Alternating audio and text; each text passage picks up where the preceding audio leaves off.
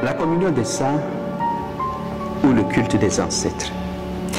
Cette question m'a été posée par une fidèle, il n'y a pas très longtemps, qui me demandait si un chrétien africain aujourd'hui ne devrait pas remplacer la communion des saints par le culte des ancêtres. Le culte de ceux qui ont vécu notre histoire, qui nous connaissent, qui nous ont aimés, de ceux qui sont nos parents, de ceux qui nous ont précédés, qui connaissent bien notre histoire. Est-ce qu'il ne vaut pas mieux plutôt les invoquer ceux-là, au lieu d'intercéder à travers des saints que nous ne connaissons pas, des saints qui appartiennent à une autre histoire, des saints qui peut-être, disait-elle, ne nous aiment pas? Ne faut-il donc pas remplacer la communion des saints par le culte des ancêtres? Avant de répondre à cette question, il faudrait préciser une chose qui me paraît extrêmement importante. C'est que cette question est née d'une revendication. Puisqu'on a nié à l'Africain la dignité reconnue à toutes les autres races, puisque pendant longtemps la colonisation a fait croire à l'Africain qu'il n'a ni culture, ni éducation, qu'il ne connaît rien à la science et qu'il est presque un sous-homme. Puisque pendant longtemps, l'Africain a eu l'impression que dans la caravane des peuples, il occupe la dernière place et qu'il est peut-être même un sous-homme. Il est tout à fait normal que, même sur le plan de la religion, il y ait cette revendication. Vous connaissez certainement Frantz Fanon. Vous connaissez son ouvrage célèbre, Peau noire, masque blanc. Un ouvrage dans lequel il affirme que, finalement, l'avenir de l'homme noir, c'est de devenir blanc. C'est-à-dire que nous avons tellement assimilé la colonisation que nous imaginons, finalement, que pour devenir quelque chose, il faut être autre chose que nous-mêmes. Regardons un peu comment nous nous comportons. Nous renions notre peau, la couleur de notre peau. Tout le monde veut avoir une peau beaucoup plus claire, plus blanche. Nos cheveux nous font honte. Notre habillement, même notre culture, nos aliments, tout, nous les rejetons. Et quelque part, cela arrive même sur le plan de la religion. Est-ce qu'il ne vaut pas mieux, finalement, rejeter la communion des saints pour revendiquer notre identité noire qui est celui des ancêtres? Donc il faut être sensible à cette question de revendication pour comprendre jusqu'au fond cette question qui nous est posée. Alors comment pouvons-nous répondre à la question? Le premier pas, c'est de faire une distinction entre la célébrité et la sainteté. Pour le culte des ancêtres, nous nous référons souvent à des gens qui ont été très célèbres, qui ont immortalisé leur personnalité dans l'histoire de notre peuple.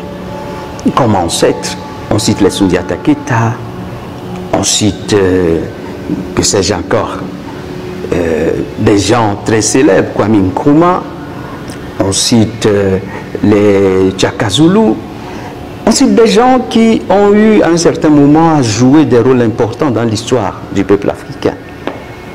Et c'est la célébrité qui représente un peu le critère.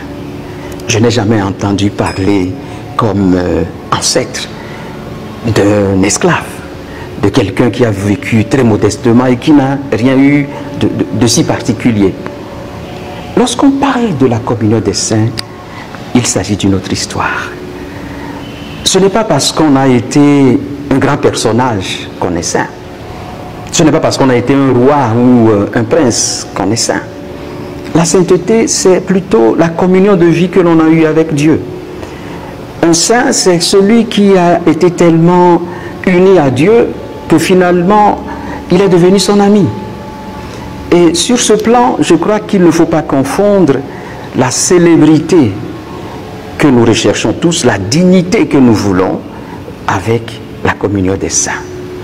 C'est la première distinction que je voudrais faire entre le culte des ancêtres et la communion des saints. La deuxième, c'est les deux principes de particularité et d'universalité. À vouloir finalement développer uniquement le culte des ancêtres sur le modèle de la communion des saints, nous risquons d'avoir finalement des ancêtres pour chaque peuple.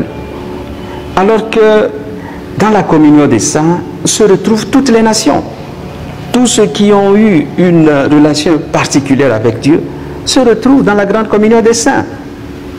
La difficulté, c'est que souvent nous n'entendons pas parler de beaucoup de saints africains, ce qui ne signifie pas que lorsque nous irons au paradis, nous allons retrouver peu d'Africains, bien loin de là. Non. Nous savons, d'après le livre de l'Apocalypse, qu'il existe une grande foule de ceux qui ont aimé Dieu, qui l'ont servi. Donc, même ceux que nous avons connus, ceux avec qui nous avons vécu, nos parents, nos ancêtres, beaucoup d'entre eux font partie de la communion des saints. Et donc, il ne faut pas penser en des termes d'exclusion.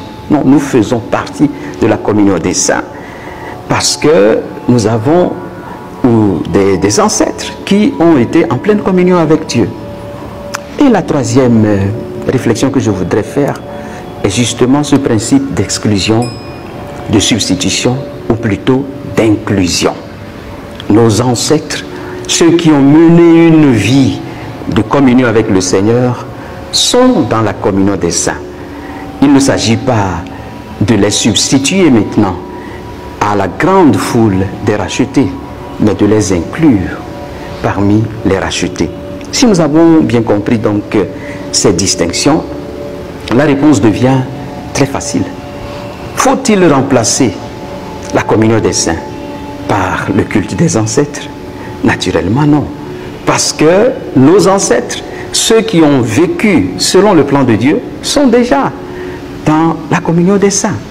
Ce qu'il faudrait peut-être faire davantage, c'est valoriser nos saints à nous, ceux qui ont vécu avec nous et qui nous ont laissé une impression très, très lumineuse de leur existence. Il faudrait valoriser cela. Et évidemment, si on me demande maintenant, est-ce que je peux invoquer mon papa? Mais si tu es très sûr que ton papa est déjà dans la communion des saints et qu'il t'a beaucoup aimé, tu es en difficulté, mais pourquoi ne dirais-tu pas, papa, aide-moi? Ce n'est pas parce qu'il ne fait pas partie de la liste des saints que si vraiment il est en communion avec Dieu, ne pourrait pas t'aider. Une dernière chose, dans notre foi catholique, la communion des saints, ce n'est pas seulement constitué de ceux qui vivent déjà dans la béatitude ou bien ceux qui sont déjà dans la communion avec Dieu. Il y a aussi ceux qui sont en chemin. Il y a ceux qui ont essayé d'aimer Dieu sur la terre et qui sont en train d'être purifiés pour pouvoir le contempler face à face. Donc, nous devons nous aussi prier pour ceux qui nous ont quittés, pour que le Seigneur puisse les accueillir dans son royaume et ainsi, ils vont devenir pour nous des intercesseurs. Voilà. Il ne s'agit pas d'une substitution, mais d'une inclusion. Nos ancêtres qui ont bien vécu font partie de la communion des saints. Nous n'avons pas, en tant qu'Africains, à avoir honte de ce que nous sommes. Dieu nous aime, Dieu nous a toujours aimés, et aussi ceux qui nous ont précédés vivent dans la communion avec lui.